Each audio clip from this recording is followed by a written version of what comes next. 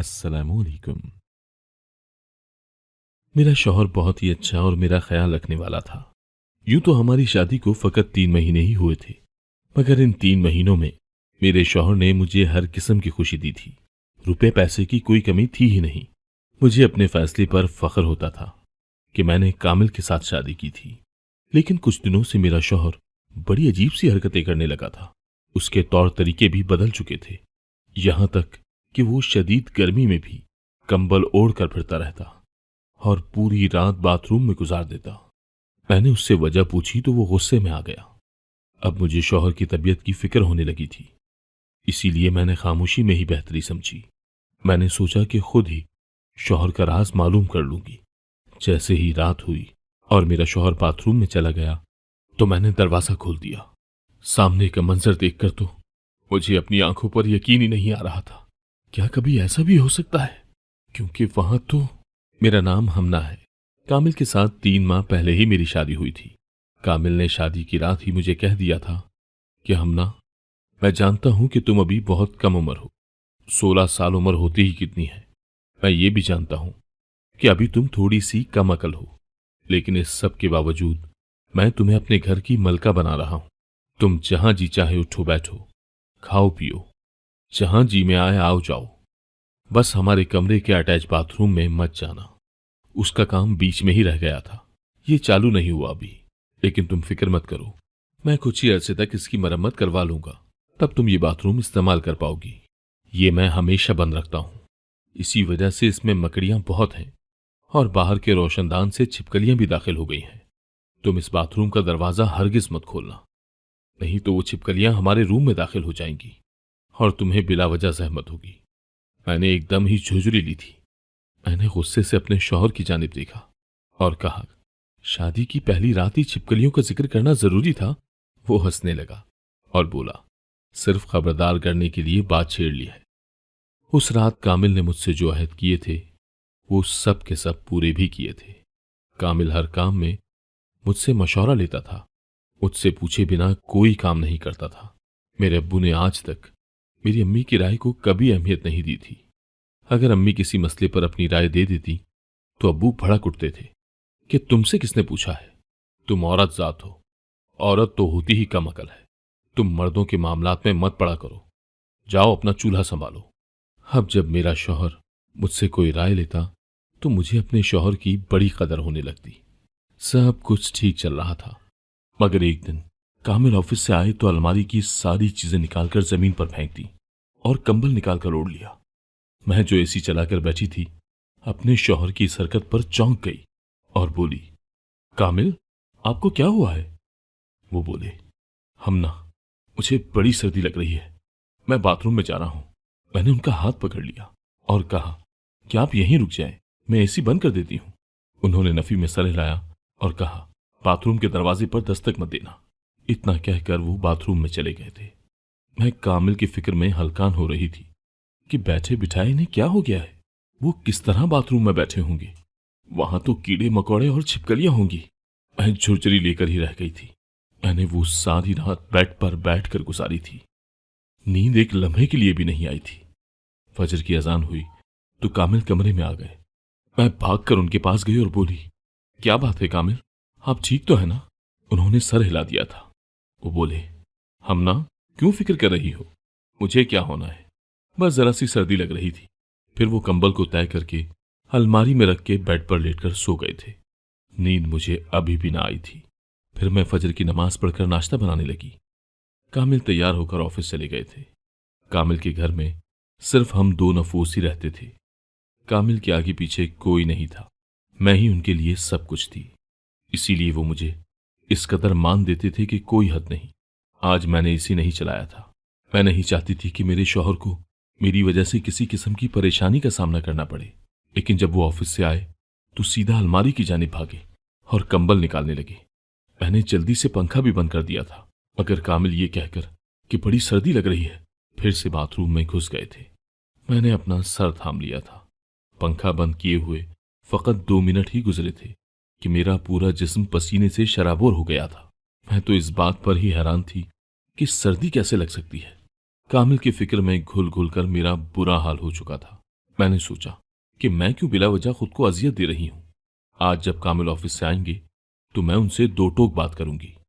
आज जब कामिल घर वापस आए तो मैंने अपना गुस्सा दिखाने के लिए उनसे कोई बात न की, ना सलाम किया और ना ही पानी का पूछा। मगर हैरत मुझे तब हुई जब कामिल ने मेरी तरफ देखना भी गवारा न किया था। उन्होंने अलमारी से अपना कंबल निकाला और उसे ओढ़ लिया। मैं हैरत भरी नजरों से देखती रह गई। कामिल का रुख बाथरूम की तरफ था। मैं बोली, कामिल, मैं कुछ दिनों से आपको देख रही हूं। आप बड़ी अजीब हरकतें करने लगे हैं। आप ये कंबल ओढ़कर बाथरूम में क्यों जाते हैं?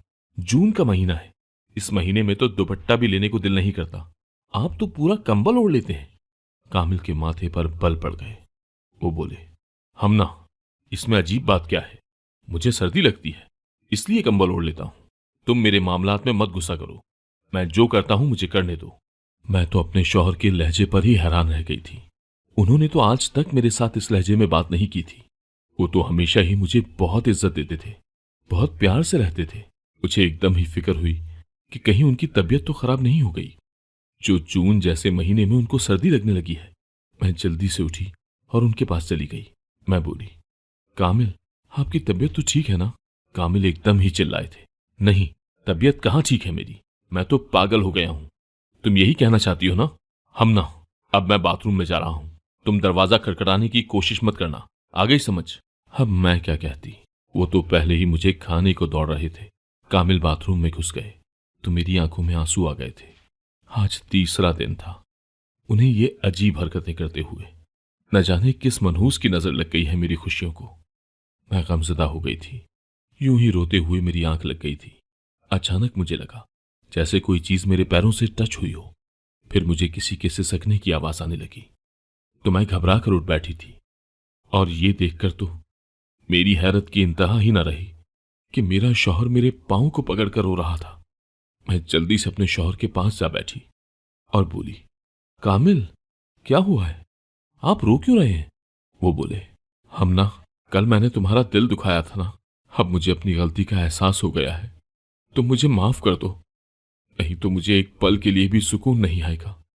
मैं झट से बोली, कामिल, मैंने आपको माफ किया, अगर एक बात का ध्यान रखिएगा कि आइंदा कभी मेरे साथ इस लहजे में बात मत कीजिएगा, क्योंकि मुझे बहुत तकलीफ होती है। कामिल ने मेरे साथ वादा कर लिया था और फिर उन्होंने अपना कंबल तय करके अलमारी में रखकर उसे ताला लगा दिया था। हाथ से पहले तो कभी किसी ने अलमारी को ताला नहीं लगाया था। मैं चौंक गई थी, लेकिन खामोशी रही थी। मेरी शादी को 3 माह का अरसा हो गया था।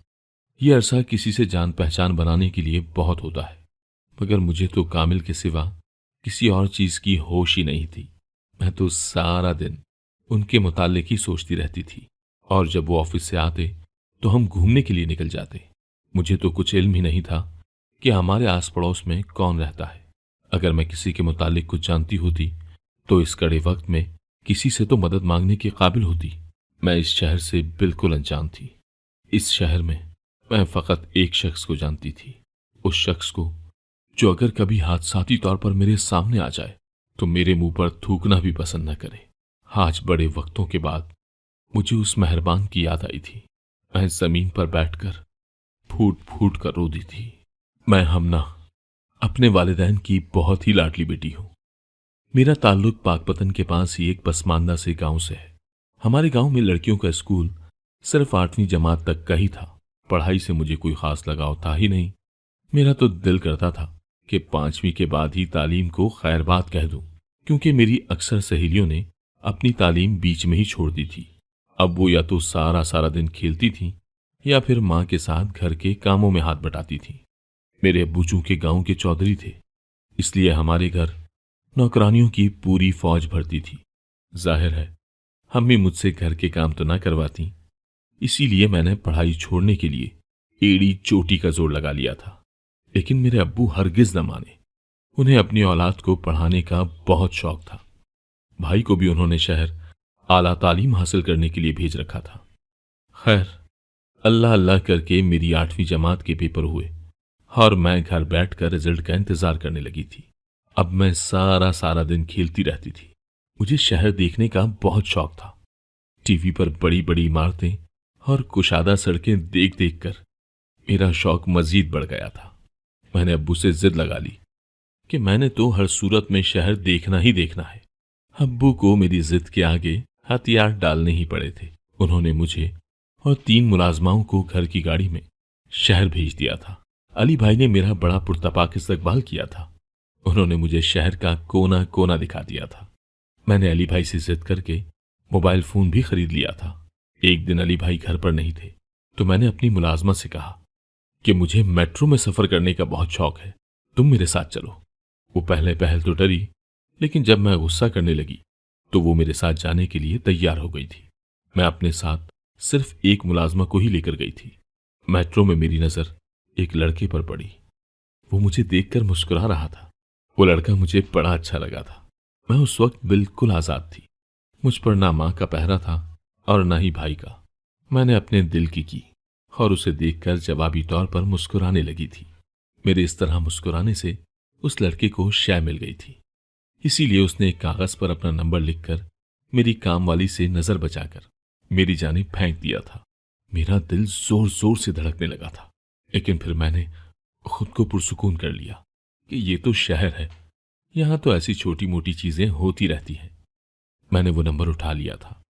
वो मेरा शहर में आखिरी दिन था, क्योंकि रात हम सब ने वापस आ जाना था। मैं वापस गांव तो आ गई, मगर मेरा दिल यहां बिल्कुल भी नहीं लगता था। मुझे शहर का माहौल बहुत पसंद आ गया था। हवेली के घुटनज़दा माहौल में मेरा दम घुटता था। मैंने मेट्रो वाले लड़के का नंबर मिला लिया था और उसके साथ गपशप लगाने लगी थी। वो खुशगुफ्तार सा लड़का मेरे दिल में उतर गया था। हम दोनों की आपस में दोस्ती हो गई और फिर ये दोस्ती मोहब्बत में बदल गई। उस लड़के का नाम कामिल था। मैंने कामिल से कहा कि मेरा गांव के माहौल में दम घुटता है, तो वो बोला, भाग कर आ जाओ शहर, हम यहां शादी कर लेंगे। मुझे कामिल की बात पर बहुत गुस्सा आया था। मैं बोली, मैं क्यों अपने वालिदैन की इज्जत यूं खराब करने लगी? तुम अपनी बारात ले आओ हमारी हवेली, मुझे शानो शौकत से रुखसत करके ले जाओ। वो हंस दिया और बोला, तुम्हारी उम्र कितनी है? मैं बोली, 16 साल। कामिल बोला, और तुम्हारे भाई की उम्र कितनी है? मैंने जवाब दिया, 24 साल। फिर वो बोला, अगर 24 साल की उम्र में तुम्हारा भाई कमारा फिर रहा है तो खुद सोच लो कि तुम्हारे वालिदैन इतनी छोटी उम्र में तुम्हारी शादी क्यों करने लगे। और फिर सोचो, हम कौन सा कोई जमींदार लोग हैं। एक ही घर है मेरे पास, अच्छा कमा लेता हूं, तुम्हें खुश भी रख लूंगा। बस इतना है कि मेरे सर पर मेरे वालिदैन का साया भी नहीं है और ना कोई बहन भाई है। इतनी खामियों के साथ चौधरी साहब मुझे अपनी बेटी क्यों देंगे? अगर रिश्ता लेकर भी आया तो खाली हाथ ही लौटाया जाऊंगा। तुम खुद सोच लो कि क्या करना है। कामिल की बात तो सच थी। अब्बू मेरा रिश्ता अपने जैसे ही जमींदार घराने में कराना चाहते थे, यानी एक गांव से निकलकर मेरे सर दूसरा गांव लगना था। इसीलिए मैं रात की तारीकी में अपने वालिदैन की इज्जत को दागदार कराई थी। ये नहीं था कि मुझे इस सब का दुख नहीं था, दुख था, शर्मिंदगी भी थी, मगर मैं तो अपने इश्क में पागल हो गई थी। और अब इतने अरसे से मेरा मेरे वालिदैन के साथ किसी किस्म का कोई राब्ता नहीं था। मुझे तो ये तक भी इल्म न था कि मेरे घर वाले किस हाल में होंगे। उस पूरे शहर में मैं फकत अपने भाई अली को ही जानती थी, मगर मैंने उनके और अपने वालिदैन के एतमाद और इज्जत का जनाजा निकाल दिया था। ऐसे में मैं उनसे कैसे मदद मांगती? मैंने सोच लिया था कि मैं खुद ही इस मसले से निकलने की कोशिश करूंगी। मैंने जाए नमाज बिछाई और रो रो कर अल्लाह से अपनी खताओं की माफी मांगनी शुरू कर दी थी। मैंने सोच लिया था कि एक बार कामिल वाला मसला हल हो जाए तो मैं अपने वालिदैन के कदमों में बैठकर उनसे माफी मांगूंगी। फिर अगर वो मुझे मार भी दें तो मुझे कोई गम ना होगा। कामिल अपनी रविश पर कायम थे। वो हर रोज ऑफिस से आकर कंबल ओढ़कर बाथरूम में घुस जाते थे और वो बाथरूम को अंदर से लॉक भी लगा लिया करते थे। मैं बाथरूम में जाने से डरती थी क्योंकि मुझे कामिल ने छिपकलियों के मुतालिक बता रखा था। इसलिए मैंने सोचा कि पहले मैं बाथरूम की सफाई करवा लूं। मैं आज पहली बार मोहल्ले में निकली थी। सबसे पहले मेरी नजर एक नीले गेट वाले मकान पर पड़ी थी और मैं उसी घर में दाखिल हो चुकी थी। मेरी खुशकिस्मती ये थी कि घर की मालकन बड़ी मिलनसार खातून थी। मैंने खातून से अपनी परेशानी बयान कर दी थी। मैं बोली कि मैं इस इलाके में नई आई हूं, काम वाली भी कोई नहीं मिल रही है, मुझे अपने बाथरूम की सफाई करवानी है। अगर आपकी मुलाजमा मुझे 1 घंटे के लिए मिल जाए तो बड़ी मेहरबानी होगी। उस खातून ने अपनी मुलाजमा को मेरे हमरा कर दिया था। मैं मुलाजमा को अपने कमरे में ले गई और उसे खबरदार कर दिया कि इस अटैच बात में एक आध छिपकली भी हो सकती है। वो मुलाजमा हंसकर बोली, बाजी, मैं तो शेर से भी नहीं डरती। मुलाजमा ने बाथरूम का दरवाजा खोला तो मैं भी उसके पीछे ही थी। सामने का मंजर देखकर तो मैं दंग रह गई। क्या ऐसा भी हो सकता था? मुझसे मेरा शौहर कामिल झूठ भी बोल सकता था। उस दरवाजे के पीछे कोई बाथरूम था ही नहीं, बस सीढ़ियां ही थी जो नीचे को जाती थी। वो मुलाजमा भी मुझे हैरत से देख रही थी कि मैंने उससे झूठ क्यों बोला और फिर नीचे तहखाने में क्या था। मुलाजमा मुझे मशकूक निगाहों से देख रही थी। मैंने जल्दी से बात बना दी और कहा कि इन सीढ़ियों के नीचे है बाथरूम। वो मेरे पीछे आने लगी थी। सच तो ये था कि मैं तो अब तक इस शौक से ही नहीं निकल पा रही थी, लेकिन मैं हिम्मत करके आगे बढ़ती जा रही थी। सीढ़ियों के आखिर पर भी एक और दरवाजा नस्ब था जिसे सिर्फ कुंडी लगी हुई थी। मैंने धड़कते दिल के साथ वो दरवाजा खोल दिया था। सामने का मंजर देखकर तो मुझ पर कपकपी तारी हो गई थी, क्योंकि वहां तो मेरा भाई अली रस्सियों में जकड़ा हुआ था। मैं दीवाना वार भागकर अपने भाई के साथ लिपट गई थी। मैं ज़ारो कतार रोती चली जा रही थी। फिर मैं अपने भाई से जुदा हुई और उनके चेहरे से टेप उतार दी। मैं रोते हुए बोली, भाई, आप यहां कैसे? अली भाई की आंखों में बड़ा शिकवा था। मैं आहिस्ता आहिस्ता उनके हाथों से रस्सियां भी खोलती चली जा रही थी। अली भाई बोले, हमना, तुमने ये क्या कर दिया? तुमने एक पल के लिए भी नहीं सोचा कि तुम किसी आम आदमी की बेटी नहीं हो, तुम एक गांव के चौधरी की बेटी हो। तुम जानती हो ना कि चौधरी को कितने लोग जानते हैं, कितने गांव के सरदार जानते हैं। उन सब के सामने तुम्हारे बाप की कितनी सुबकी हुई होगी, कभी सोचा है इस मुतालिक? और तुम जानती हो, जिस रात तुम घर से भाग कर गई थी, अब्बू को हार्ट अटैक हो गया था। मैं चीख चीख कर रोने लगी थी। भाई, अब्बू अब कैसे हैं? उन्हें कुछ हुआ तो नहीं ना? मैं रोती जा रही थी। भाई बोले, मैंने अब्बू से वादा किया था कि मैं सब कुछ ठीक कर दूंगा, मैं उन्हें बदनाम नहीं होने दूंगा। और मैंने गांव में ये बात मशहूर कर दी थी कि हमना मेरे साथ शहर पढ़ने के लिए गई है। मैंने तुम्हें ढूंढने में दिन रात वक्फ कर दिए थे, मगर तुमने तो अपना कोई सुराग ही नहीं छोड़ा था। 3 माह गुजर गए तुम्हें ढूंढते ढूंढते, लेकिन मैं नाकाम रहा। फिर मैंने अपने एक पुलिस ऑफिसर दोस्त से मदद ली। उसी ने मुझे तुम्हारे ठिकाने का पता बताया था। मैंने अब्बू को फोन पर बता दिया था कि तुम मिल गई हो। वो बहुत खुश हुए थे। मैं तुम्हें लेने यहां आया था कि तुम्हारे शौहर ने मेरे सर पर भारी चीज मारकर मुझे बेहोश कर दिया था। जब मुझे होश आया तो मैं इस कमरे में बंद था। अब वो हर रात मेरे लिए कंबल में छुपाकर खाना लेकर आता है और सारी रात मेरा पहरा देता रहता है। जब उसे नींद आने लगती है तो उसी कंबल में लेटकर सो जाता है। इतने में हमें कदमों की चाप सुनाई दी। पीछे मुड़कर देखा तो कामिल खड़ा था। वो भागकर मेरे पास आया और बोला, तुमने ये क्या कर दिया? इस शख्स की रस्सियां क्यों खोल दी? तुम जानती हो क्या, तुम्हारा भाई हमारे घर के आसपास फिर रहा था। मैं समझ गया था कि ये तुम्हें नुकसान पहुंचाने के लिए यहां आया है, ये तुमसे बदला लेने आया है। हमना, मैंने बड़ी छोटी उम्र में अपने वालिदैन को खो दिया था। मैं नहीं चाहता कि मैं तुम्हें भी खो दूं। मैंने इसीलिए अली को यहां बंद कर दिया है। कामिल की बातें सुनकर मेरी आंखों में पानी आ गया था। वो मेरे साथ आज भी मुखलिस था।